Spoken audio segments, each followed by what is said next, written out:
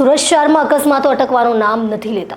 સુરતના લસકાણા 4 રસ્તા પાસે અકસ્માતની ઘટના બની હતી, જેમાં મહિલા સહિત 3ના મોત થયા છે. હાલ પોલીસે ગુનો નોંધી કાયદેસરની કાર્યવાહી હાથ ધરી છે.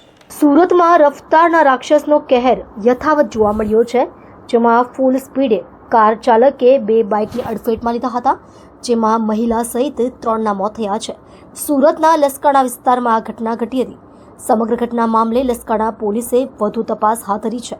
સુરતના લસકાણા 4 રસ્તા પાસે 23 ફેબ્રુઆરીની સાંજના પૂરપાટ હંકારતા કાર ચાલકે વારાફરતી 2 બાઇકને ટક્કર માર્યા બાદ કાર BRTS રોડમાં ઘૂસીને પલટી થતા અકસ્માત સર્જાયો હતો, જેમાં 2 બાઇક ચાલક યુવકને હોસ્પિટલ ખસેડાતા ફરજ પરના તબીબે તપાસી મૃત જાહેર કર્યા હતા, જ્યારે એક યુવતીને ગંભીર ઈજા થતા સારવાર માટે ખાનગી હોસ્પિટલમાં દાખલ કરાઈ હતી, જેનું આજે મોત નીપજ્યું છે. અમરેલીના સગા ભાઈ બહેનના મોતથી પરિવારમાં ભારે શોક છે, જ્યારે અન્ય યુવકના મોતથી 3 સંતાને પિતાની છત્રછાયા ગુમાવી છે.